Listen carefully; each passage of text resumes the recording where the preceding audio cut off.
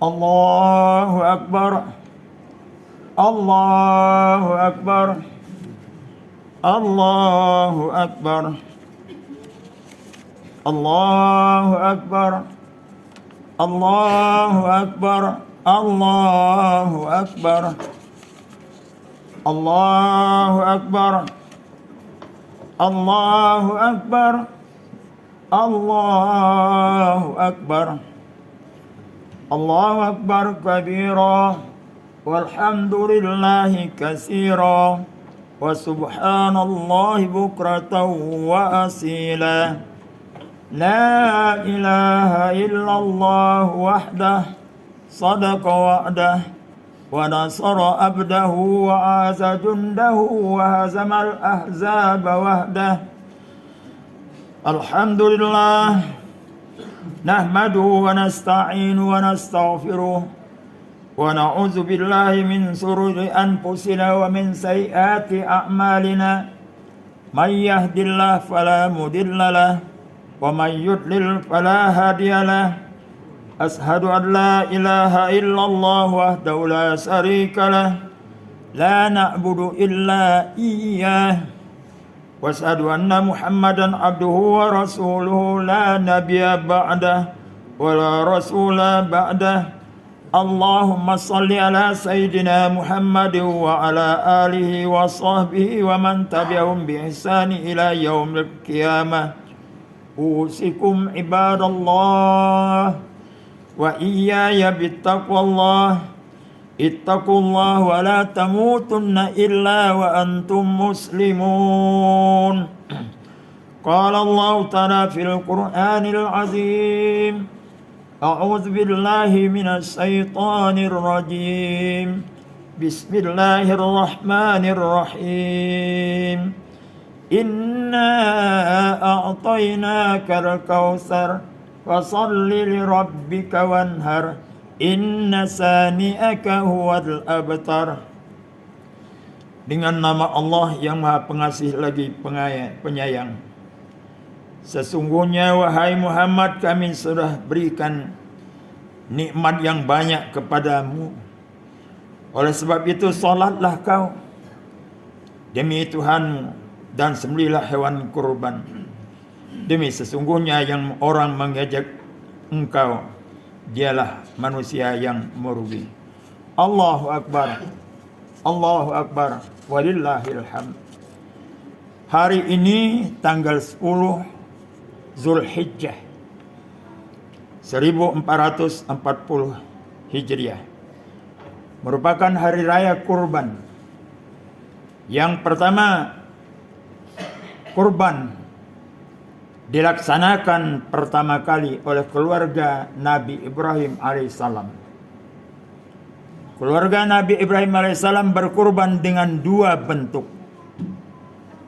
Yang pertama, ketika istri yang kedua, Siti Hijr, hamil tua, dibawalah istri yang kedua ini dari Palestina, diantarkan ke daerah Makkatul Mukarramah, di tempatnya Ka'bah sekarang ini. Yang ketika itu lembah, tidak ada manusia penghuninya, tidak ada air dan tidak ada kehidupan di sana.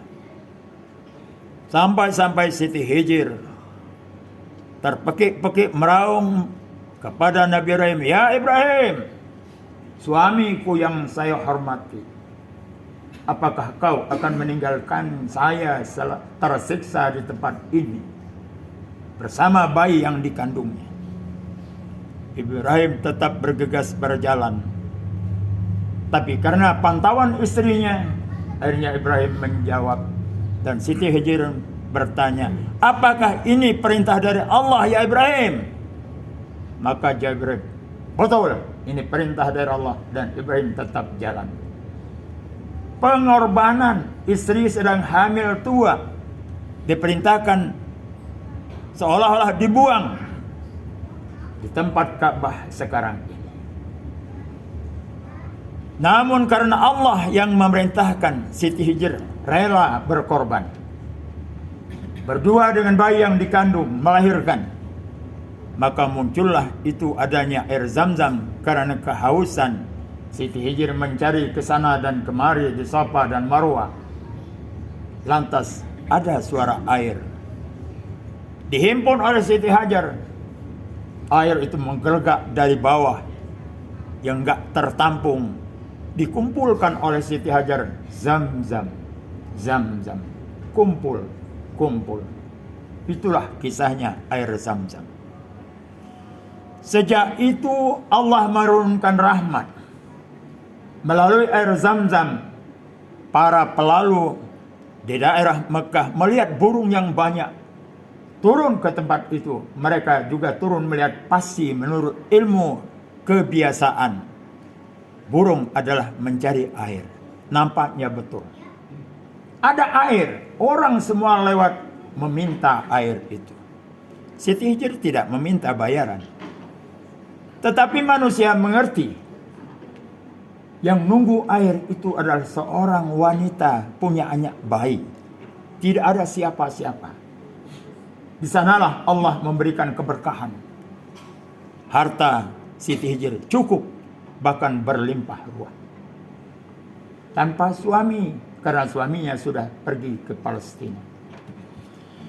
Setelah besar, anaknya yang diberi nama dengan Ismail. Ibrahim datang. Anaknya sudah besar.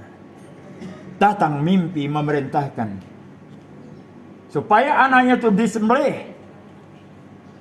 Secara akal sehat manusia, perintah gila. Tetapi secara akidah keyakinan, ini betul perintah Allah menguji keimanan. Ibrahim tidak ragu-ragu melaksanakan perintah Allah.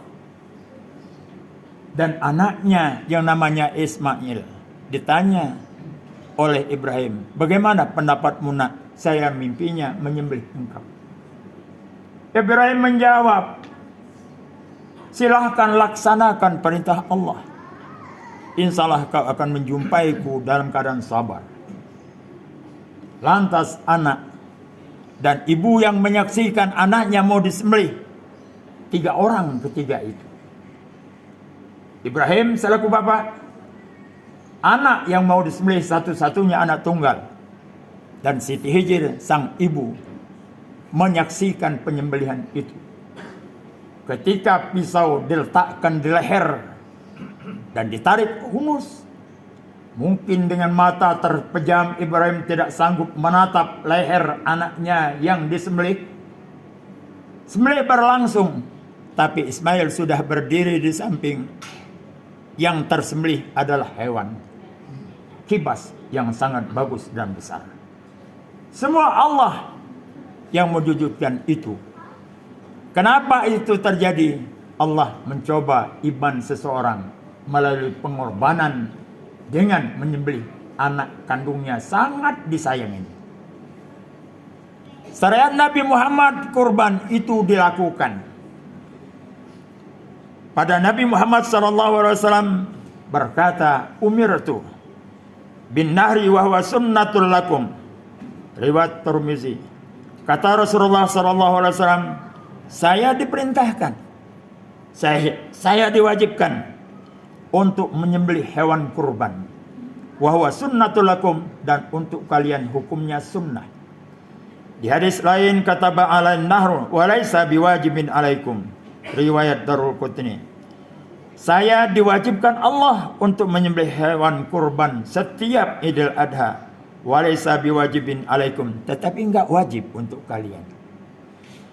Kemudian man wajada sa'atan, kata Rasulullah, siapa yang memperoleh sa'atan, wajada sa'atan, ada kesempatan, ada kelapangan hidupnya, malam yadoh, lantas dia tidak berkurban pada Idul Adha seperti ini, fala yakrobanna musallana, enggak usah dekat-dekat ke tempat kami sholat.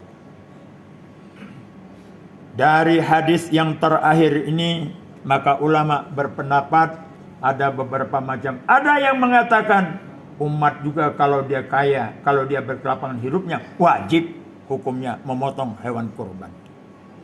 Tetapi ada yang berpendapat bahwa itu karena Rasul yang diwajibkan, maka umatnya hukumnya adalah sunnat muakkad. Bukan setahun seumur hidup, tapi setiap tahun dia ada kemampuan wajib sunat muakkad untuk memotong hewan kurban. Atas nama keluarga Muhammad Rasulullah SAW menyembelih hewan kurban. Bismillah, Allahumma taqabbal min Muhammad wa min ali Muhammad wa min ummati Muhammad. Dengan nama Allah, kata Rasulullah SAW, terimalah ya Allah kurban ini dari Muhammad dan beserta keluarganya dan beserta umatnya. Termasuk kita ini sudah pernah diikut sertakan oleh Nabi Muhammad berkurban. Kita belum lahir, tapi sudah diikut sertakan oleh Nabi Muhammad SAW. Menunjukkan bahwa itu hukum adalah kewajiban keluarga. Satu keluarga dengan anak-anaknya yang belum menikah cukup seekor kambing. Tapi kalau anaknya sudah menikah berarti lain keluarga. Maka anaknya yang sudah berkeluarga sama hukumnya dengan bapaknya karena sudah berkeluarga. Dia juga disunat muakkadkan untuk menyembelih hewan kurban. Allahu Akbar. Allahu Akbar. Walillahil hamd. Puasa Arafah, puasa Tarwiyah, puasa Asyura, puasa Yaumul Bait tanggal 13, 14, 15 setiap bulan, dan puasa Senin dan Kamis beserta puasa Syawal.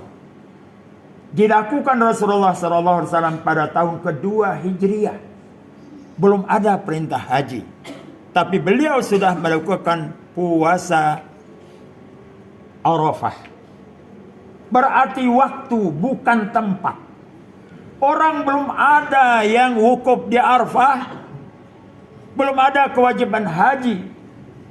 Tapi Rasulullah tepat dengan tanggalan di tempat itu adalah tanggal 9 beliau lakukan puasa Arafah. Dan kalau mau dari tanggal 8-nya namanya puasa Tarwiyah. Itu sudah dilakukan Rasulullah sebelum ada perintah haji dan sebelum ada orang wukuf di Arafah. Terjadi pula di zaman Rasulullah SAW, beliau tinggal di Madinah. Ada orang datang dari Mekah, kami sudah puasa pada hari Rabu. Sedangkan Muhammad puasanya di Madinah adalah hari Kamis. Jarak antara Madinah dengan Mekah hanya 500 km. Berarti matlaknya berbeda walaupun jaraknya baru 500 km. Mekah melakukan puasa lebih dahulu 1 hari dibanding daripada Madinah. Itu sudah terjadi di zaman Rasulullah. Rasulullah tidak pernah melakukan hisab. Walaupun dia seorang nabi yang tentunya dapat wahyu dan ilmu hisab itu jauh sebelum Islam sudah ada. Tidak ada keterangan bahwa Rasulullah mencari-cari, menanyakan pada orang apakah di Mekah sudah puasa ataukah tidak. Tidak ditanyakan. Yang tahunya Rasulullah adalah sumu li ru'yati wa ubtiru li ru'yati. Puasalah kalian karena ru'yat, karena melihat bulan dengan mata telanjang di sana. Di sana daerahnya tidak berawan karena tidak ada lautan dan tidak banyak tumbuhan, hanya padang pasir. Sekarang dunia canggih, pakai alat teropong, diletakkan oleh pemerintah 112 tempat titik untuk melihat terbitnya bulan. Apabila terjadi tidak lihat, maka kata Rasulullah, takmilu fa'in humma, apabila ada awan hingga bulan sabit tidak terlihat, pasummu salasuna, maka puasalah kalian sebanyak 30 hari bulan itu. Allahu Akbar. Allahu Akbar. Allahu Akbar. Salat sunat Idul Adha dan salat sunat Idul Fitri. Rasulullah mendapatkan perintah, inna a'tainakal kautsar fasholli li rabbika wanhar, dan seterusnya. Sesungguhnya Muhammad, kami sudah turunkan rahmat yang banyak kepadamu. Oleh karena itu kau harus bersyukur ya Muhammad dengan cara salat, lakukan salat Idul Fitri atau Idul Adha, wanhar, dan sembelihlah hewan kurban. Ayat ini turunnya di Mekah, bukan di Madinah. Berarti Rasulullah sebetulnya melaksanakan salat ini sejak dari kota Mekah. Sudah melakukan salat Idul Fitri dan Idul Adha, tetapi belum terbuka. Terbukanya setelah pindah ke Madinah, tahun kedua dari pindah itu, baru mengajak masyarakat untuk salat Idul Adha dan Idul Fitri. Beliau memotong hewan, sudah dijelaskan tadi, adalah wajib untuk beliau. Ada suatu hadis dari Ummi Utaibah qalat, umirna Rasulullah sallallahu alaihi wasallam an nahrujanna fil fitri wal adahiyah. Dari Ummi Atiyah berkata, kami diperintahkan Rasulullah sallallahu alaihi wasallam untuk keluar pada hari Idul Fitri dan Idul Adha. Para gadis-gadis disuruh keluar, wal haidi, dan wanita yang haid disuruh keluar untuk ke lapangan, untuk ke tempat salat Idul Fitri, Idul Adha, wazawatin, dan hamba-hamba wanita untuk melakukan salat, untuk melakukan Idul Fitri dan Idul Adha. Pamal haidu payak tazilanna as-salah. Tetapi bagi yang masih haid, wanita yang haid tidak melakukan salat ketika menghadiri salat Idul Fitri dan Idul Adha. Hadis riwayat Bukhari dan Muslim. Allahu Akbar, Allahu Akbar, walillahil hamd. Ibadah haji diperintahkan pada tahun ke-6 Hijriah. Rasulullah SAW melakukan haji pada tahun ke-10 Hijriah, yang disebut dengan haji wada, haji perpisahan. Dan haji wada itu dihadiri oleh semua manusia, termasuk manusia kafir atau tidak bertuhan pada Allah. Karena yang namanya tawaf adalah jauh sebelum Islam sudah terlaksana. Sejak Nabi Adam berjumpa dengan Hawa, namanya di padang Arafah, maka disebutlah padang itu padang perkenalan, Arafah namanya, karena pertemuan Adam dan Hawa.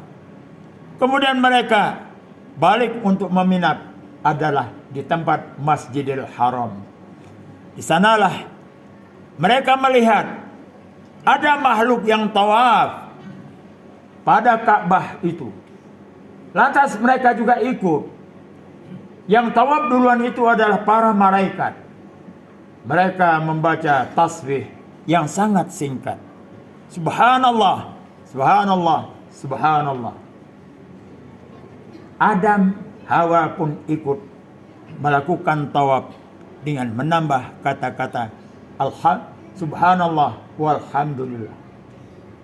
Ketika Nabi Ibrahim melakukan tawaf, ditambah lagi oleh Nabi Ibrahim ungkapannya, subhanallah walhamdulillah wa la ilaha illallah.